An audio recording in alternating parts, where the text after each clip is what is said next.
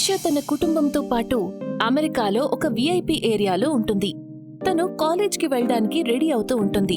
అప్పుడే తను చూసేసరికి తన తండ్రి మిస్టర్ తుషార్ వాళ్ళమ్మ కౌసల్యతో పాటు ఎక్కడికో వెళ్లడానికి రెడీ అవుతూ ఉంటారు.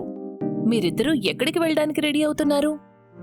దిశా, నేను నీకు చెప్పాను కదా, మన కంపెనీకి అమెరికాలోని దట్టమైన అడవుల్లో తవ్వకాలకు అవకాశం దొరికింది. వావ్ నాన్న, ఎన్నో ఏళ్ల మీ కల నిజమయ్యింది. మీరు మొదట్నుంచి ఆ అడవిలో తవ్వకాలు చేసి రీసెర్చ్ చేయాలనుకున్నారు కదా. నువ్వు సరిగ్గా చెప్పావమ్మా. సరే విను, మేము తిరిగి రావడానికి 6-7 రోజులు పడుతుంది. నువ్వు జాగ్రత్తగా ఉండు. ఆ మాట చెప్పి కౌసల్య తన భర్త తుషార్తో పాటు తన బంగ్లాలోంచి బయటికి వెళ్తుంది.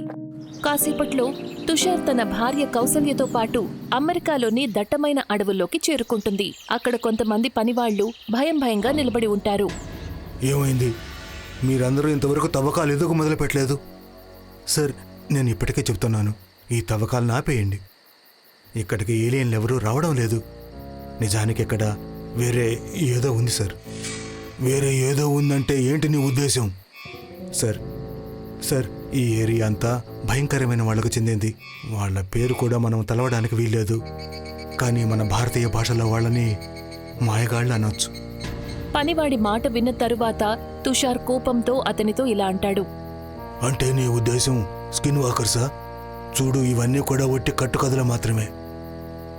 ఈ కంపెనీ రీసెర్చ్ కోసం ఎంత డబ్బు ఖర్చు పెట్టిందో నువ్వు కలలో కూడా ఊహించలేవు. ఇక త్వరగా తవ్వకాన్ని మొదలుపెట్టు. ఆ మాట చెప్పి తుషార్ తన భార్య కౌసల్యతో పాటు టెంట్ లోపలికి వెళ్తాడు. కూలివాళ్లు భయంగా తవ్వకాలు మొదలు పెడతారు. రాత్రి సమయంలో తుషార్ తన భార్య కౌసల్యతో పాటు టెంట్ లోపల మాట్లాడుతూ ఉంటాడు. అప్పుడే ఒక కాకి ఎగురుకుంటూ ఉన్నట్టుండి టెంట్ లోపలికి వస్తుంది. ఎంతో విచిత్రంగా కౌసల్య ఇంకా తుషార్ని చూస్తూ ఉంటుంది. మీకీ కాకి విచిత్రంగా అనిపించడం లేదా? చూడండి ఎలా చూస్తోందో. దీన్ని చూస్తుంటే ఇది కాకి కాదు, ఎవరో మనిషి అన్నట్టు అనిపిస్తోంది. కౌసల్య, బహుశా నీ బుర్ర కూడా పనివాళ్ల మాటలకి ప్రభావితమైనట్లుంది. ఇది ఒక మామూలు కాకి. పద, మన ఇద్దరం కలిసి దీనిని టెంట్లో నుంచి బయటకు పంపిద్దాం. తుషార్ ఇంకా అతని భార్య కాకిని తరుముతూ టెంట్ బయటికి వస్తారు. కానీ వాళ్ళు ఎప్పుడైతే తిరిగి టెంట్ లోపలికి వెళ్తారో అప్పుడు వాళ్ళిద్దరూ పూర్తిగా ఆశ్చర్యపోతారు. టెంట్ లోపల వాళ్ళమ్మాయి దిశ నిలబడి ఉంటుంది. దిశ, నువ్వెప్పుడొచ్చావు? నేనిక్కడ ఎప్పటినుంచో ఉన్నాను. వచ్చింది మీరిద్దరే. నువ్వేం మాట్లాడుతున్నావు? అప్పుడే కౌసల్య భయపడుతూ వణికిపోతూ తన భర్తతో ఇలా అంటుంది. నాకేదో గందరగోళం ఉందనిపిస్తోంది. కొన్ని క్షణాల క్రితం టెంట్ లోపల ఎవరూ లేరు. ఉన్నట్టుండి ఇక్కడికి దిశ ఎలా వచ్చింది? నిజానికైతే ఇక్కడ దిశ కారు కూడా కనిపించడం లేదు. మన ఇల్లు ఈ అడవికి ఎన్నో మైళ్ల దూరంలో ఉంది. కౌసల్య ఆ మాట అంటుందో లేదో అప్పుడే దిశ మొహం ఎంతో భయంకరంగా మారిపోతుంది.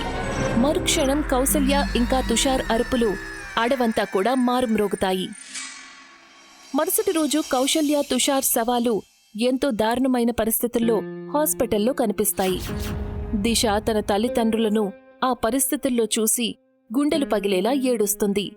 అప్పుడే అక్కడికి ఒక ఇన్స్పెక్టర్ వచ్చి దిశతో ఇలా అంటాడు. ఇలా చూడండి, నేను పని వాళ్ళందరినీ అడిగాను. వాళ్ళందరూ కూడా టెంట లోపలికి ఎవరు వెళ్లడం చూడలేదు, బయటికి రావడము కూడా చూడలేదు. కానీ మీ అమ్మా నాన్నల బాడీలను చూస్తే ఏమనిపిస్తుందంటే ఏదో అడవి జంతువు మీ అమ్మా నాన్నలను పూర్తిగా చీరేసినట్లు అనిపిస్తోంది. మరొక విషయం ఉంది ఇన్స్పెక్టర్. దిశ వాళ్ళ అమ్మా నాన్నల మీద ఏ జంతువైతే దాడి చేసిందో ఆ జంతువు మామూలు జంతువైతే కాదు. అంటే ఏమిటి మీ ఉద్దేశం? నా ఉద్దేశం ఏంటంటే దిశ అమ్మా నాన్నల బాడీ మీద జంతువు గాయాలు ఏవైతే ఉన్నాయో ఆ గాయాలు చాలా పెద్దవిగా ఉన్నాయి. అది ఎప్పుడు సాధ్యమవుతుంది అంటే ఏదైనా 6 అడుగుల పొడవున్న జంతువు దాడి చేస్తేనే. దాడి చేసే మృగాలు అంత పెద్దవైతే ఉండవు కదా. డాక్టర్ మాట విన్న తర్వాత ఇన్స్పెక్టర్ కళ్ళు ఆశ్చర్యంతో ఉండిపోతాయి. దిశ తన తల్లిదండ్రులకు అంతిమ సంస్కారాలు చేసి ఇంటికి తిరిగి వెళ్తుంది. ఇంట్లో తన స్నేహితురాలు తానియా, రాహుల్ కూర్చొని ఉంటారు. నువ్వు ధైర్యంగా ఉండు దిశ. మామ్ డాడ్ మొహాలు ఇంకా నా కళ్ల ముందే తిరుగుతూ ఉన్నాయి. నాకు అర్థం కావడం లేదు. అసలు అంకుల్ ఆంటీ ఎలా చనిపోయారు? కూలివాళ్లు చెప్పారు వాళ్ళసలు టెంట్ లోపలికి ఎవరూ వెళ్లటం చూడలేదట. ఏదో గందరగోళం ఉంది. అదే కాకుండా దిశ, మీ మామ ఇంకా డాడ్ ఏ అడవిలోకైతే వెళ్ళారో ఆ అడవి చాలా రహస్యమయమైంది. ఆ అడవిలో స్కిన్ వాకర్స్ ఉంటారని అంటుంటారు. ఆ మాట వినగానే దిశ పూర్తిగా ఆశ్చర్యపోతుంది. స్కిన్ వాకర్స్ అంటే ఎవరు? అంటూ ఉంటారు, ఏ మనిషి అయితే చేతబడిలో పీక్ స్టేజ్కి చేరుతారో వాళ్ళలో ఒక ప్రత్యేకమైన విచ్ క్రాఫ్ట్ చేసే శక్తి ఉంటుందట. ఆ విచ్ క్రాఫ్ట్ చేసిన తర్వాత వాళ్ళు తమ రూపాన్ని ఏ మనిషి అయినా లేదా జంతువు రూపంలోనైనా మార్చుకోవచ్చు. స్కిన్ వాకర్స్ వాళ్ళ ఏరియాలోకి ఎవరు రావడం ఇష్టపడరు. అప్పుడే వాళ్ళందరి చెవులకు ఒక కాకి గొంతు వినిపిస్తుంది. వాళ్ళందరూ చూసేసరికి కిటికీ బయట ఒక కాకి కూర్చొని వాళ్ళందర్నీ చూస్తూ ఉంటుంది. వాళ్ళందరూ కూడా కాకి మీద దృష్టి పెట్టలేదు. అయితే నువ్వేం చెప్పాలనుకుంటున్నావు? మా డాడ్ని ఒక స్కిన్ వాకర్ చంపారు అనా? దిశ, పరిస్థితి అయితే అలానే అనిపిస్తుంది. నా ఉద్దేశం ప్రకారం నువ్వు ప్రొఫెసర్ మార్తాని సాయం అడగడం మంచిది. ఆవిడికి విషయాల్లో చాలా మంచి నాలెడ్జ్ ఉంది. ఆమె నీకు తప్పకుండా హెల్ప్ చేస్తుంది. దిశ ఏదో చెప్పబోతూ ఉంటుంది. అంతలో మళ్ళీ ఆ కాకి గొంతు వాళ్ళందరికీ కూడా వినిపిస్తుంది. ముందు నేను ఆ కాకిని తరిమేసొస్తాను. అది అసలు మనల్ని మాట్లాడుకోనివ్వడం లేదు. రాహుల్ కిటికీ తెరిచి కాకిని తరుముతాడు. కాని కాకి అక్కడ్నుంచి అస్సలు కదల్లేదు. రాహుల్ వాళ్ళిద్దరితోనూ అంటాడు, నేను బయటకు వెళ్ళి దాన్ని తరిమేసొస్తాను. రాహుల్ ఎప్పుడైతే బయటికి వెళ్తాడో అప్పుడు ఉన్నట్టుండి ఆ కాకి అక్కడ్నుంచి ఎగిరిపోతుంది. కాని చాలాసేపటి వరకు రాహుల్ ఇంట్లోపలికి రాలేదు. ఈ రాహుల్ ఎక్కడికి వెళ్ళిపోయాడు? అదంతా వదిలే, తనొస్తాడ్లే. నువ్విప్పుడు నాతో పాటు ప్రొఫెసర్ మార్తా ఇంటికి పద. దిశ తానియాతో పాటు ప్రొఫెసర్ మార్తా ఇంటికి వెళ్తుంది. ప్రొఫెసర్ మార్తాకి జరిగిందంతా చెప్తారు. నాకు అర్థం కావడం లేదు, అసలు మా మామ్ డాడ్ని ఎవరు చంపారు అని. ప్రొఫెసర్ మార్తా చాలా గంభీరమైన గొంతులో దిశాతో ఇలా అంటుంది. రాహుల్ చెప్పింది నిజమే దిశ. పరిస్థితి చూస్తే అదే అనిపిస్తోంది. ఆ ఏరియా స్కిన్ వాకర్స్ది. మీ అమ్మా నాన్నల్ని ఎవరో స్కిన్ వాకరే చంపుంటారు. కాని ఇంకా ప్రమాదం తప్పలేదు. ఆ మాట వినగానే దిశ, తానియా ఆశ్చర్యపోతారు. అంటే ఏంటి? స్కిన్ వాకర్స్ ఎవరి వెనకైతే పడుతూ ఉంటారో వాళ్ల కుటుంబాన్ని కూడా వదిలిపెట్టరని అంటూ ఉంటారు. ఇటువంటి మ్యాటర్స్లో నేను తలదూర్చను. కాని ఇప్పుడు ఈ లోకంలో నీకు ఎవ్వరూ లేరు. అందుకని నేను నీకు హెల్ప్ చేసి తీరాల్సిందే. నా దగ్గర ఒక మూలికుంది.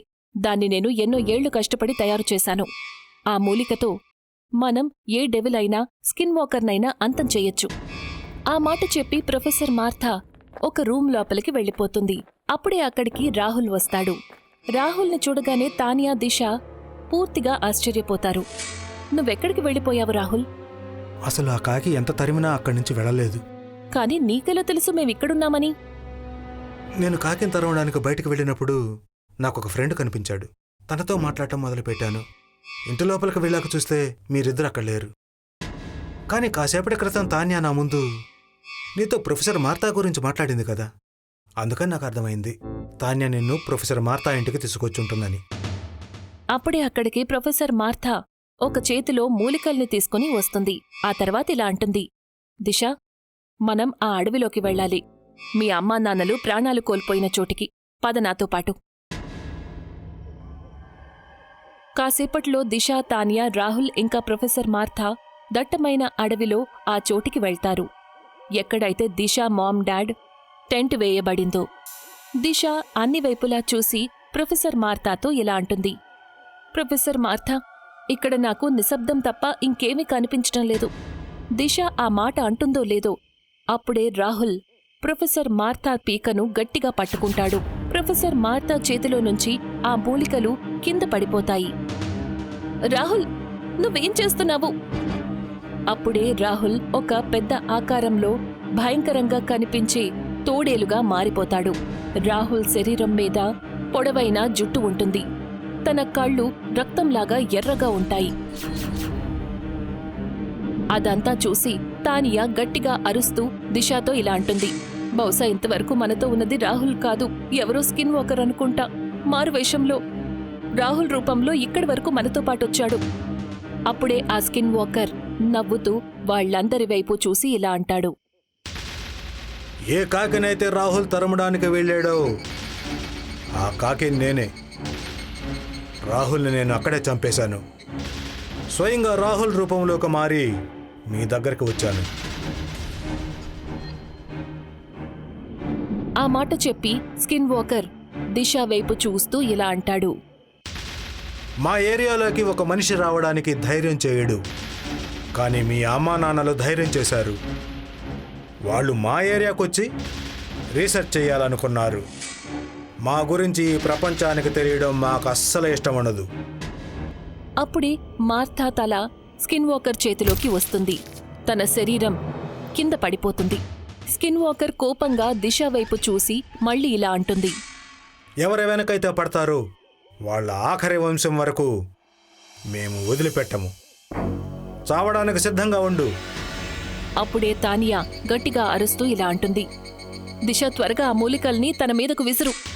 దిశ ఎంతో వేగంగా మూలికలను నేల మీద నుంచి తీసి ఆ స్కిన్ వాకర్ మీదకు విసురుతుంది. ఉన్నట్టుండి ఆ స్కిన్ వాకర్ శరీరానికి నిప్పంటుకుంటుంది. తను కాసేపట్లోనే కాలి బూడిదైపోతాడు.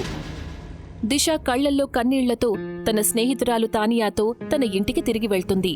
ఆ తర్వాత శాశ్వతంగా అమెరికా వదిలి వెళ్లిపోతుంది.